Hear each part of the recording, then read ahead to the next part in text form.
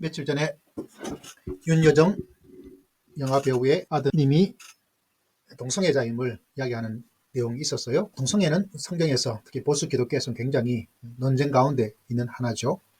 사회적으로도 이 문제가 정치적으로도 연결되어 있는 걸 볼 수 있습니다. 현대인의 성윤리 가이드라는 새로운 책에서 황선우 총신대학 교수님, 동성애에 대해서 굉장히 활동을 열심히 하고 계시는 분입니다. 이번에 이야기가 나타나고 있어요. 챗 GTP를 통해서 동성애를 보고 정리하고 또 제가 공부하고 있는 분야 중에 이야기를 해보고자 합니다. 이 부분 성경은 소돔의 동성애를 어떻게 기록하고 있는가? 소돔의 동성애를 성적 관계로 이야기를 하고 있습니다.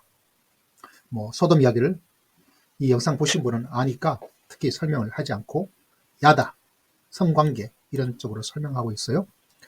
이 소돔의 이 사건이 동성애인가, 동성애라고 보고 있는 보수와 퀴어, 동성애 찬성하는 쪽에서는 집단 성폭력인가 라고 논쟁을 하고 있습니다. 제가 개인적으로 볼 때는 동성애로 소돔을 이야기하기는 조금 어렵지 않겠나는 생각을 합니다. 집단 성폭력 사건이라고 보는 게 더 정확하고 동시에 환대에 대한 이야기까지 연결되어 있는 것을 볼 수가 있습니다. 그리고 동성애를 보고 있는 사람들 쪽에서는 다른 성경 구절, 에스겔, 레기, 유다서 등의 소돔의 죄가 집단 성폭력만이 아니라 동성애를 포함하고 있다라고 이해를 하고 있는 상황이죠. 동성애를 금지한 명령이 있는가? 유명한 레위기 18장, 20장 말씀, 고린도전서 6장 9절과 10절의 말씀을 이야기하고 있는 거죠.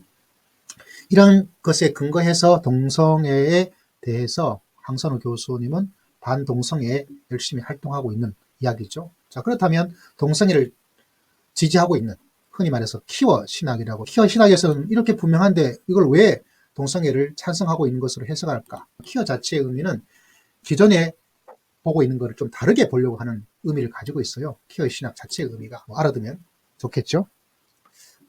퀴어 신학 쪽에서는 소돔의 이야기를 동성애 자체가 아니고 성폭력이다, 환대의 거부다라고 이야기를 하고 있습니다. 소돔 사람들이 이방인을 대상으로 이런 강간을 하고 사회적 질서와 환대의 문화를 파괴하고 있는 그런 문화를 보여주고 있는 거죠.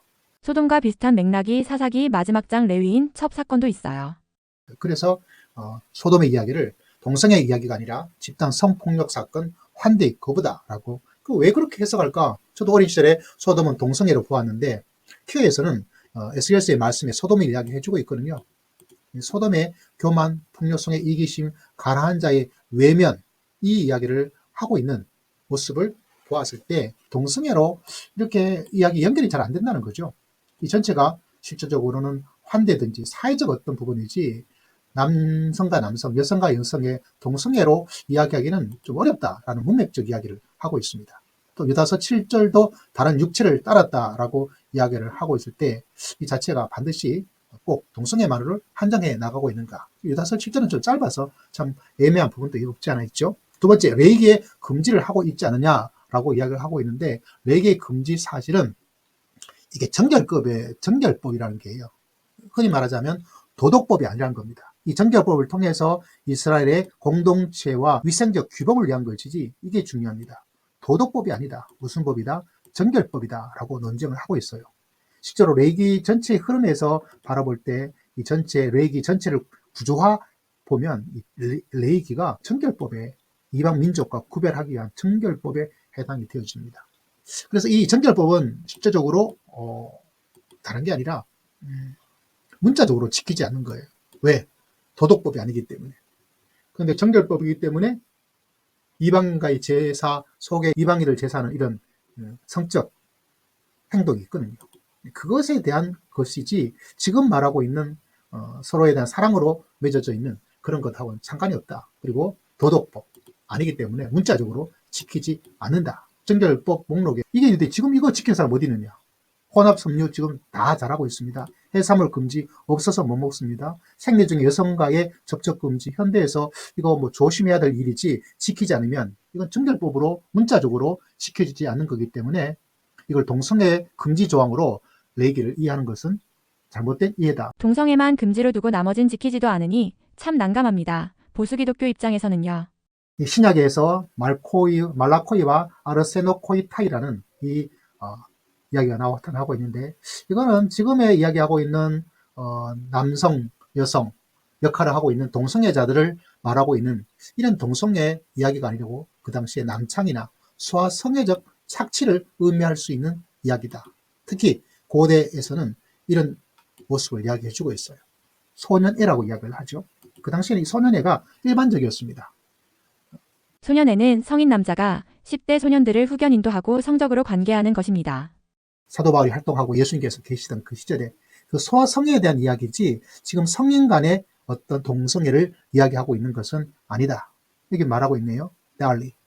바울이 말하고 있는 것은 현대적 성정체성 개념이 아니라 당시의 불평등한 성관계를 구조를 비판한 것이다. 소아성애 이야기를 하고 있는 거죠. 그런 면에서 바울의 서신을 이야기를 하고 나중에 조금 이야기할 수 있을지 모르겠지만 실제로 사도 바울이 기록될 당시에는 소아성애가 대부분이에요. 일반 고려대학교 역사에 출판하는 책에서도 그런 이야기를 하고 있고요. 근데 조금 논쟁이 될 수 있는 것은 그 당시에 소아성애만 있었는가? 또 그건 또 아니는 부분이 없지 않아 있어요. 주류는 소아성애고 비주류 중에 어떤 일부의 부분이 그런 성인 간의 성애도 있는데 그걸 어떻게 보고 해석할 것인가 보는 관점의 출발점이 참 어렵고 이해하기가 참 어렵죠. 그리고 퀴어 신학에서 말하고 있는 것은 다른 것이 아니라 사랑의 본질. 특히 예수님이 정죄보다 포용하고 율법보다 자비를 앞세우고 있고 동성애자에 대한 배제는 복음 정신에 어긋난다. 배제 쪽으로 가는 것인가? 이게 참 어려워요. 그래서 현대에 있어서는 동성애자의 죄에 대한 부분들은 계속해서 잘못이다라고 말하는, 그러나 그들을 어떻게 사람에 대한 부분들은 포용해주는 그런 쪽으로 조금씩 변화가 일어나고 있는데, 그래도 동성애자들에 대해서 한국교회 보수 쪽에서는 이런 배제가 도리어 복음 정신에 맞다라고 이야기를 하는데, 예수님의 사역들을 보면 실제로 그 당시에 목자들, 창녀들, 법을 어기는 죄인들, 그들의 모습을 가까이 하면서 했던 모습을 바라보면 도리어 아무리 동성애자들이 할지라도 이렇게 막 과격하게 배척하고 배제하고 뭐 아주 세죠. 그것이 예수님은 어쨌거나 죄인들을 가까이 하고 몸을 파는 여인들과 가까이 했다면 배제보다는 포용과 자비를 베풀어 나가는 것이 더 예수님의 정신에 맞지 않는가. 자, 정리를 해보자면 창세기 19장 동성애적 행위 자체가 소돔의 죄다라는, 그러나 퀴어 신학에서는 동성애 자체가 아니다. 실제로 동성애라 하더라도 창세기 19장은 집단 성폭력 사건이지 동성애적 그거로 보기엔 좀 어렵죠. 레기 18장, 20장에 이거는 동성애는 가정한 죄고 사형에 해당한다. 그러나 고대 이스라엘 정결법이다. 도덕법 아니다. 오늘날 미래적 기준이 아니다. 물론 보수 쪽에서는 정결법만이 아니다. 그런데 논리적으로 좀 어렵습니다. 정결법에 나오는 사항 중에서 지금 제대로 지키는 게 별로 없거든요. 고린도전서 6장에서 있는 말, 남성, 여성, 능동형, 수동형, 동성애가 모두 정죄로 하나님의 나라를 유업으로 받지 못한다고 말을 했지 않느냐.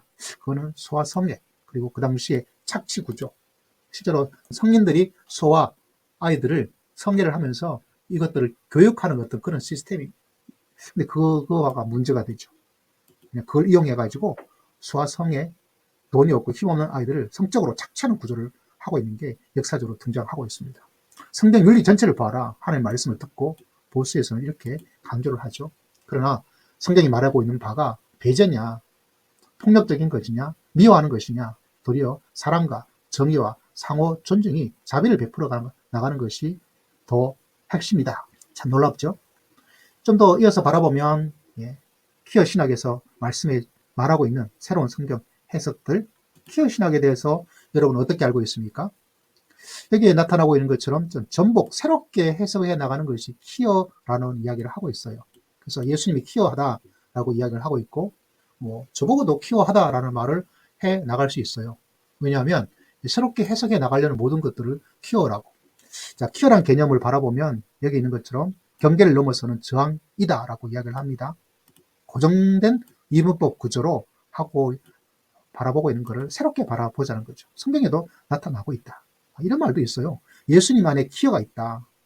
왜냐하면 당시 사회가 정의한 정상의 경계를 넘어서서 있는, 예수님이 키워다라고 말할 때 예수님이 동성애자라고 말하고 있는 거냐라는 의미가 아니라 예수님께서는 그 당시에 일반적으로 생각했던 모습과는 전혀 다르죠. 율법을 어긴 자, 사회적으로 지금 한국교회 오면 이런 사람들 살아남기 어렵습니다. 그런데 예수님께서는 그들을 품고 그들과 가까이 하셨다는 거죠. 그래서 퀴어 신학이라는 것이 예수의 삶은 기존 권력에 도전하고 배제된 사람을 끌어안는 삶의 모습, 이게 분명히 있거든요. 끌어안을 것인가, 가까이 할 것인가, 아니면 배척해 나갈 것인가. 보수 쪽에서는 끌어안는다고 볼 수 있을까요? 아니면 배제 쪽에 더 가깝지 않을까? 왜냐하면 보수 신학에도 할 말은 있겠죠. 그들의 잘못을 하나님 나라에 들어가지 못한다 했으니까 그들을 사랑하기 위한 것이지 그들을 미워하는 것이 아니다. 실제로 예수님께서 키워하시죠. 예수님께서 죄인들과 함께, 이거 이렇게 한국교회에서 했다간 난리 나지 않을까요? 여기전 자들, 세리들, 상녀들, 병자들, 접촉할 수 없는 병자들, 그들과 함께 했던 모습을 바라보는데, 이런 부분들을 어떻게 이해하고 어떻게 가까이 할 것인가? 과연 우리가 이런 현대의 세리는 누구이고 현대의 창녀는 누구고 현대의 사회로부터 배척받고 있는 사람들은, 약자는 누구인가? 그들과 연대하고 있는 것인가? 라는 면에 볼 때 예수의 큐어함 다시 한번 생각해 볼 수가 있습니다. 성경의 본질인 무엇인가? 다른 것이 아니라 사랑과 해방이다. 우리가 말하고 있잖아요. 율법의 완성이 하나님 사랑, 이웃 사랑이죠. 그러므로 그들을 배제하고 미워하는 것이 아니라 사랑으로 감싸주고 그들의 삶에서 해방해 나가는, 그것이 바로 이런 이야기를 하고 있어요. 그리고 보수에서는 문자주의적 해석을 하고 있다. 역사적 맥락에. 이게 참 어려운 것이, 성경 본문을 해석할 때 보수 신학에도, 제가 보수 신학에 속한 교단인데요. 역사적 맥락을 항상 중요합니다. 히스토리컬, 컨텍스트. 그런데 이 동성애 해석에 있어서 과연 우리가 히스토리컬 컨텍스트를 가지고 이야기를 하고 있는가? 아니면 우리는 동성애는 제도라는 이왕 전제적 출발점을 이왕 가지고 성경을 순환적으로만 해석하고 있는 것인가? 나 동성애 잘못이라고 생각해. 성경 봐, 동성애잖아. 그래서 성경이 말하고 있으니까 동성애는 잘못이야. 하면 안 돼. 라는 순환적이죠. 근데 그게 역사적 맥락의 재조명을 이거 더 연구해야 돼요. 만약에 보수에서 동성애를 죄라고 말을 해 나가자면 역사적 맥락의 이야기를 해 나가는데 이게 좀 어려워요. 일반 역사에서도 바라보면, 특히 사도 바울의 서신이 기록된 그 당시에 로마의 문화 바라보면 서와 성애가 대부분이고 성인, 성애, 성인의 동성애, 이런 부분들을 이야기해주고 있지 않거든요. 공부를 해보니까 이거 참 어려워요. 저한테는 역사적 맥락을 보면 현대의 동성애를 사도 바울의 말씀을 가지고 적용시켜 나가는 것은 좀 무리가 있겠다. 이게 참 어렵더라고요. 고민되고. 자, 포용 공동체로서의 교회의 상에 대한 이야기들. 교회가 뭔가 거룩한 자만을 위한 폐쇄 집단인가? 아니면 상처 입고 배제된 자를 포용하는 포용의 공간인가? 그러면서 교회가 동성애 하는 사람들을 거룩하지 않은 죄인이라고 말하는 이 사람들을 향해서, 여러분 뭐 설교에서 뭐 동성애자 막 이야기해 나가는, 동성애가 아니라 동성하는 사람들을 불안하게 만드는 경우가 많이 있어요. 실제적으로는 여러분 교회에 동성애자들이 꽤 있는데 드러내지 않을 분이 있어요. 제가 만났던 어떤 분은 청년 이렇게 하고 있어요. 교회에서 그만큼 신망을 받고 있는데 본인이 동성애자인데 이거 말을 못하는 거예요. 어떤 교회에서 이찬수 목사님 교회 설교에 나오더라고요. 제발 내쫓지를 말아달라고. 그 말은 폐쇄 집단이 돼버리고 있다는 거죠. 공격을 해버리는 거죠. 그런 면에서 배제하고, 저도 아직까지는 동성애를 죄라고 아직 보고 있습니다. 저도 말씀을 연구는 하고 있지만, 그러나 그들을 대하는 것이 포용일 것인가, 아니면 그 사람들을 공격해서 불안하게 만들 것인가, 이게 참 애매하죠. 죄를 이야기하는 것과 죄인, 사람을 공격하는 이 두 자체를 그렇게 면밀하게 면도날처럼 분리를 해서 이렇게 말하기가 참 어렵거든요. 그죠? 그러면서 저도 늘 고민하고 또 기도하고 어떻게 하는 것이 주의 뜻인지 여러 가지 고민을 하고 있습니다.